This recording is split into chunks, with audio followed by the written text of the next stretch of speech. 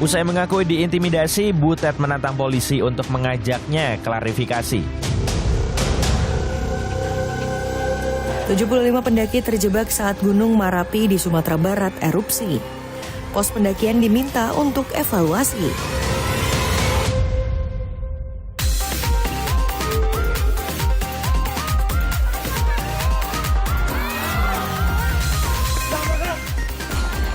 Mohon maaf sebesar-besarnya kepada istri saya.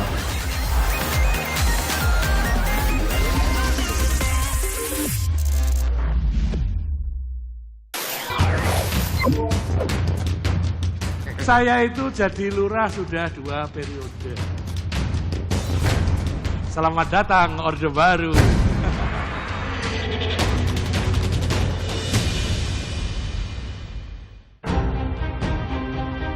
Kejadian kurang mengenakan dialami seniman Butet Kartarjasa.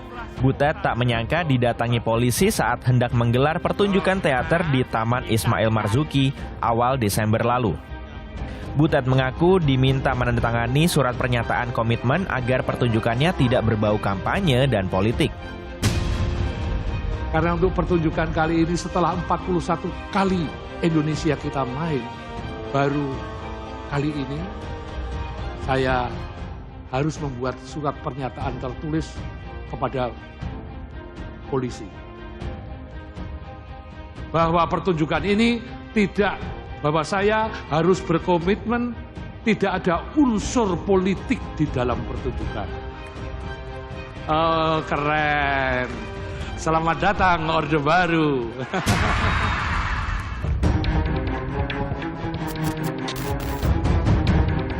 Menggandeng perwakilan Kayan Production selaku penyelenggara pentas teater Musuh Bebuyutan, polisi menggelar klarifikasi dan mengajak masyarakat melihat peristiwa ini secara utuh. Kita sama-sama melihat suatu peristiwa dengan utuh sehingga penjelasan ini bisa dapat diterima oleh masyarakat, sekaligus kita memberikan literasi kepada masyarakat.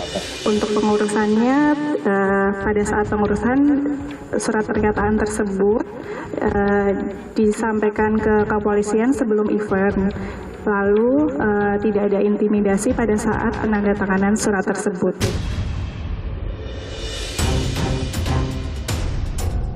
Butet pastikan polisi salah karena menghadirkan bagian administrasi yang dinilai tidak mengetahui adanya intimidasi.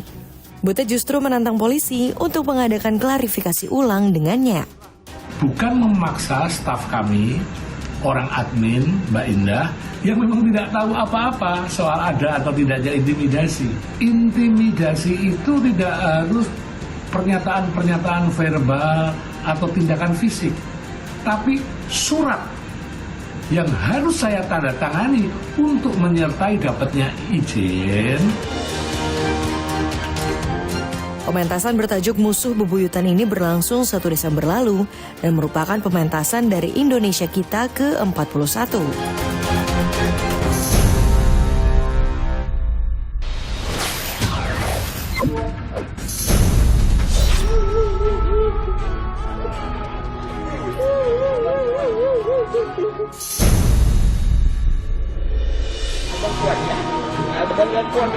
Kasus perundungan seorang santri kembali terjadi. Santri siswa kelas 7 di salah satu pondok pesantren di kota Jambi yang kini menjadi korbannya.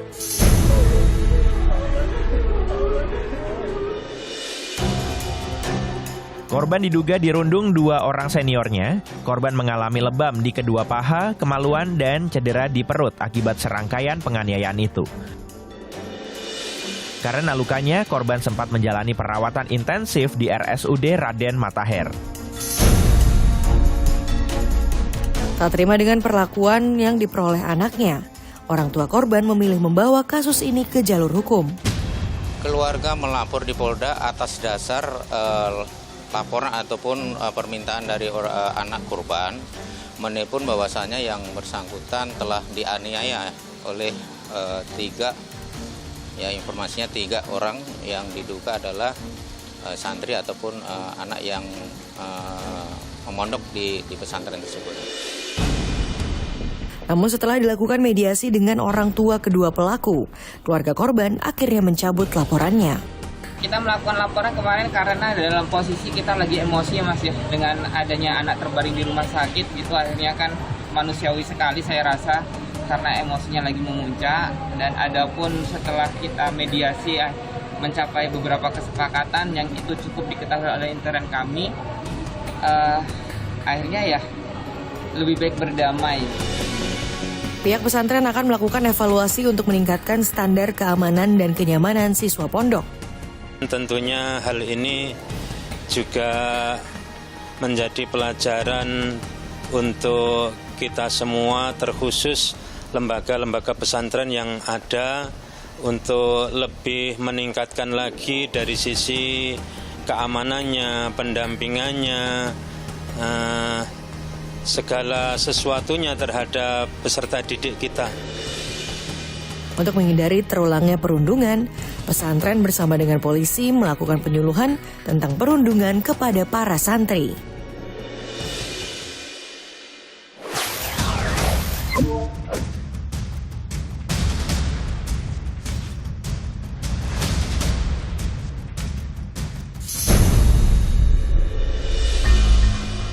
Fitria Wulandari, wanita berusia 21 tahun ini ditemukan tewas di sebuah ruko kosong di Jalan Semeru, Bogor Barat.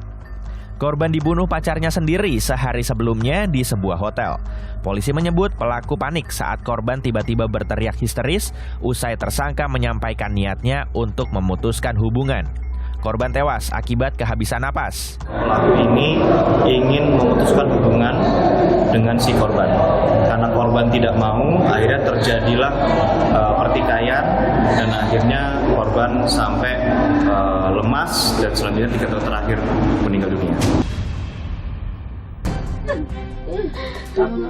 Ibu korban menangis tak henti, sementara ayahnya tak menyangka anaknya tewas di tangan pelaku yang sudah dikencani putrinya selama 1 tahun. Pasalnya, ayah korban yang mengizinkan putrinya itu pergi bersama pelaku. Ayah korban juga tak menyangka terlena dengan rekayasa cerita yang dibuat oleh pelaku sejak putrinya menghilang. Kebohongan pertama saat ayah korban bertanya keberadaan anaknya. Tersangka mengaku telah mengantar pulang korban. Kedua pelaku sempat berbohong, mendapat kabar bahwa korban ada di kawasan Cilebut dan minta dijemput pelaku. Hingga korban ditemukan, pelaku masih terus berbohong dengan menyebut korban tewas jatuh dari sepeda motor. Kesal, ayah korban berniat melapor ke polisi, namun ditahan oleh tersangka dan keluarganya. Menghalangi untuk tidak diributkan masalah ini. Nah, sedangkan di situ masih ada kakaknya lagi yang lagi acara ngeliwat di kantor pemasaran tuh. Pada keluar, ada apa. Kan istilahnya sebelum ama saya tuh bapak sama kakaknya udah mendengar pengakuan dari si Alung. Jadi dia cerita dulu ke bapaknya, baru cerita ke saya. Kan harusnya orang tua tuh menanggulangi istilahnya anaknya tuh salah, kenapa nggak dilaporin gitu.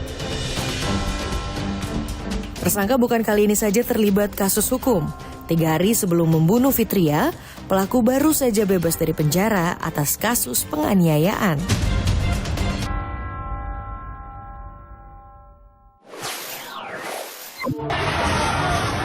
Warga Sabang melakukan aksi unjuk rasa menolak kedatangan imigran Rohingya. Jangan kemana-mana, Pop News akan segera kembali.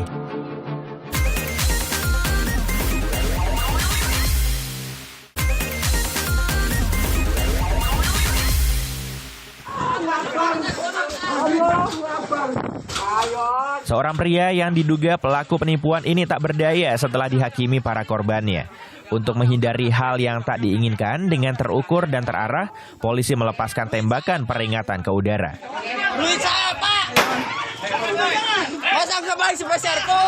Terduga penipu 139 pencari kerja ini bermodus iming-iming kerja sebagai tenaga keamanan. Pelaku memasukkan sejumlah dokumen untuk mengelabui para korban. Pelaku menarik uang 2 hingga 4 juta rupiah ke setiap korbannya hingga meraup 500 juta rupiah. Udah diam! Diam! Kalau mati gimana? Udah, Pak. Udah. Pemuda ini tak berdaya saat dipukul sejumlah warga di Jalan Tanjakan Kuring, Desa Nagrek Selatan, Sukabumi, Jawa Barat. Warga kesal lantaran mobil yang dikendarainya menabrak sejumlah kendaraan. Pelaku juga diketahui merupakan pencuri barang rongsokan yang melarikan diri menggunakan mobil pick-up setelah mencuri di wilayah Cibadak. Udah.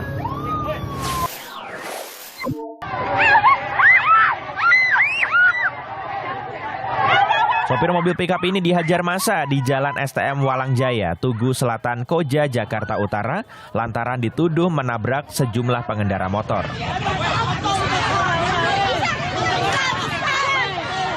Warga sekitar tiba-tiba ikut berteriak maling hingga menghentikan laju mobil ini.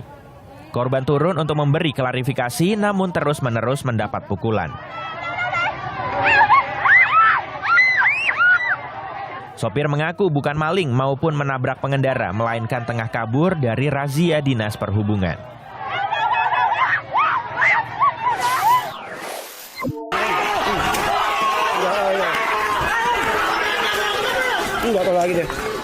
Para remaja tawuran yang membekali diri dengan berbagai jenis senjata tajam ini bukan baru pertama kali terjadi. Hal ini membuat warga dan pedagang di lokasi kejadian mengaku resah serta takut menjadi korban salah sasaran.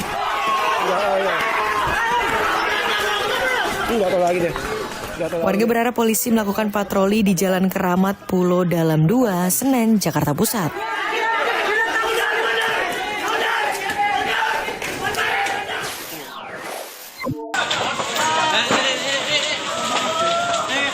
Para pedagang ini panik mengamankan barang dagangannya saat tiba-tiba pasar Leces kebakaran. Area pasar yang terbakar mayoritas kios pedagang ikan yang terletak di sisi timur pasar. Tuh lihat nanti juga masak. Tidak ada korban jiwa dalam peristiwa ini.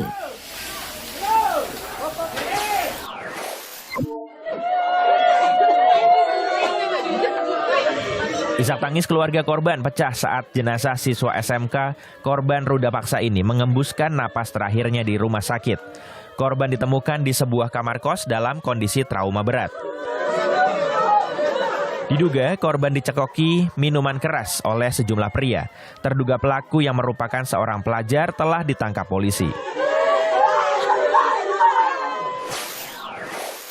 Yang bubang tetap berdiri sini, bapak-bapak ini yang tanggung makan minum kita. Betul. Warga Sabang melakukan aksi unjuk rasa menolak kedatangan imigran Rohingya. Mereka mendesak pihak terkait segera membawa pengungsi itu keluar dari Pulau Weh.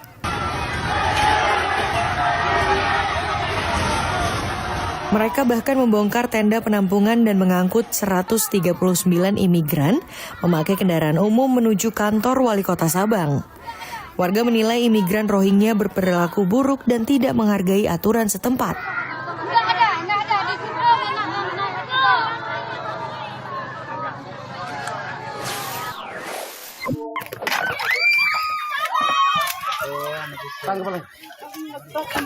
Sama saya. Depan sana. Warga berteriak histeris saat petugas damkar mengevakuasi ular piton sepanjang 4 meter. Ular yang akan masuk rumah warga ini usai memangsa seekor kucing. Selanjutnya ular diserahkan ke BKSDA Bau-Bau untuk dilepaskan ke habitatnya.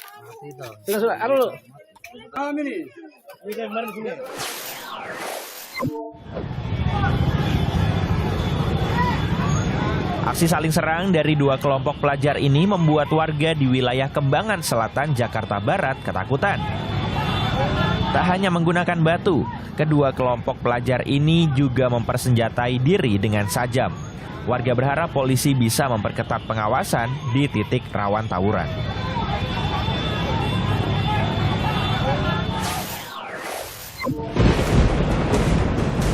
Letusan Gunung Merapi di Kabupaten Agam dan Kabupaten Tanah Datar, Sumatera Barat menelan korban jiwa. 75 pendaki terjebak di sekitar area saat gunung erupsi. Jangan kemana-mana, Pop News akan segera kembali.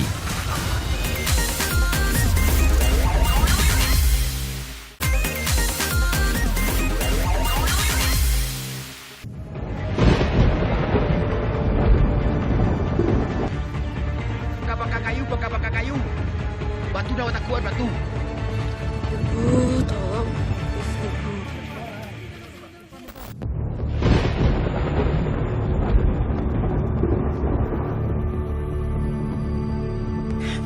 Berikut 5 fakta erupsi Gunung Merapi yang menelan korban jiwa.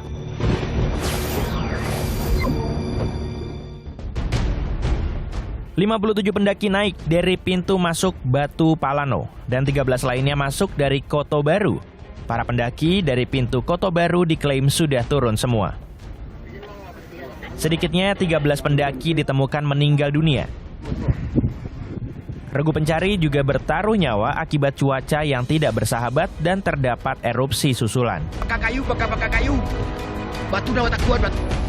Pendaki selamat mengatakan sempat mendengar suara seperti pesawat yang diikuti dentuman keras hingga terjadi erupsi abu vulkanik dan hujan kerikil bebatuan. Kronologinya pada hari Minggu tanggal 3 Desember jam 11, kami bertiga memulai pendakian dari pos BKSDA menuju Cadas untuk camp sementara. Kemudian sekitar jam 3 sore, tepatnya di pintu angin, saya mendengar suara pesawat lewat, tetapi setelah itu saya mendengar suara dentuman keras diikuti abu vulkanik erupsi Gunung Merapi. Pada saat itu, saya dan kedua teman saya panik dan memutuskan untuk bersembunyi di jalan tikus, dikarenakan ada hujan batu. Setelah bersembunyi selama 10 menit, kami bertiga memberanikan diri untuk turun ke bawah. Waktu terjadi letusan itu, batu-batu kan turun tuh bang. Kayak dilempar-lempar gitu batu bang, sakit bang. Kena ke badan bang. Hawa panas terasa nggak? Hawa panasnya ada bang. Terus bisa selamat berlindung di mana? Di balik batu bang. Polda Sumbar membuka posko antemortem di lokasi posko utama penanganan bencana erupsi Gunung Merapi untuk mengumpulkan data korban. Pihak keluarga diminta segera memberikan informasi ciri identik dari korban yang masih dalam pencarian.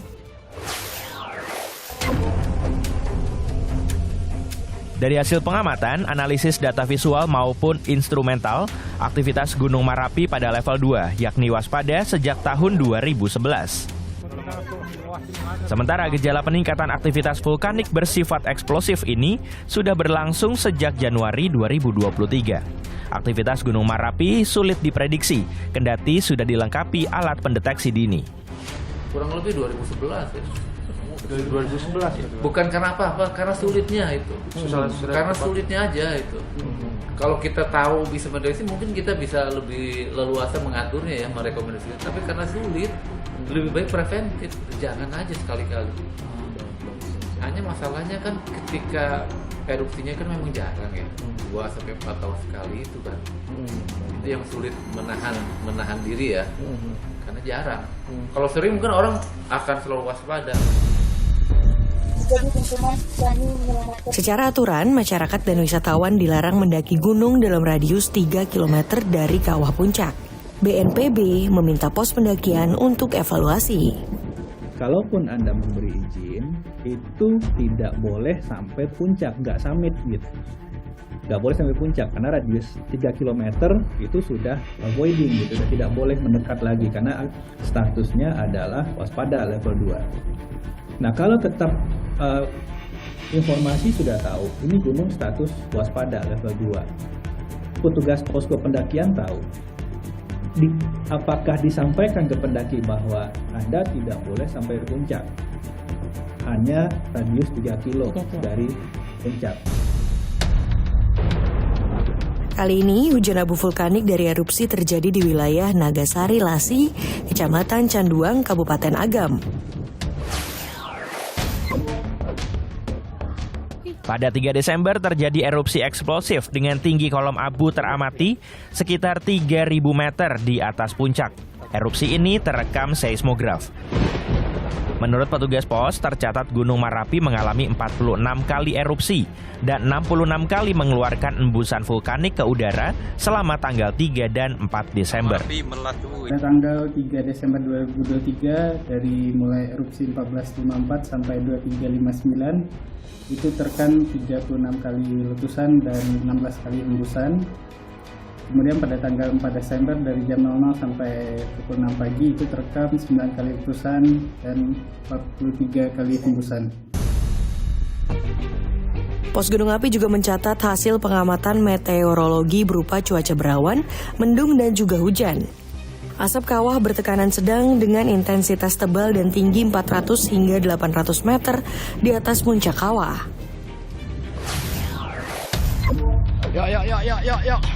Akibat letusan ini, jalur pendakian ditutup hingga batas waktu yang belum ditentukan. Keputusan ini diambil untuk meminimalisir adanya korban jiwa. Saat ini berada pada status level 2, waspada dengan rekomendasi masyarakat di sekitar Gunung Api Merapi dan pengunjung atau wisatawan tidak diperbolehkan mendaki Gunung Api Merapi pada radius 3 km dari kawah atau puncak. Gunung Merapi terus menyemburkan hujan abu vulkanik. Akibatnya sejumlah permukiman yang berlokasi di kaki gunung tertutup abu tebal, termasuk lahan pertanian dan kendaraan warga. Abu ya, hujan abu yang terkadang menyerupai badai abu karena agak kencang dan dengan volume yang cukup tinggi gitu. Ya jelas mengganggu pandangan. Mengganggu pandangan, kemudian juga ini masuk ke celah-celah terkecil dari kita gitu, baju dan lain. Nggak bisa. Namun para petani di sekitar lereng gunung tetap melakukan aktivitasnya, kecuali saat suara gemuruh cukup besar.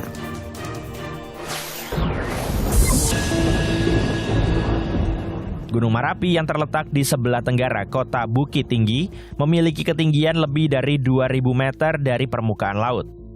Setiap jalur pendakian dimulai dari Pariangan, Sungai Puar, dan Koto Baru. Gunung api ini juga telah mencatat letusan yang lebih dari 50 kali sejak tahun 1807. Pernah erupsi pada 8 September 1830, kemudian tanggal 30 April 1979. Pada saat itu, 60 orang jadi korban tewas. Tahun 2011 hingga Februari tahun 2014, Gunung Merapi meletus hingga melepaskan beberapa material hingga ke wilayah Agam dan tanah datar. Letusan pada tahun 2017 ini sempat diabadikan oleh pendaki yang berada di kawasan bahaya Gunung Merapi. Januari 2023, Gunung Merapi erupsi di pagi hari saat sejumlah pendaki masih berkemah.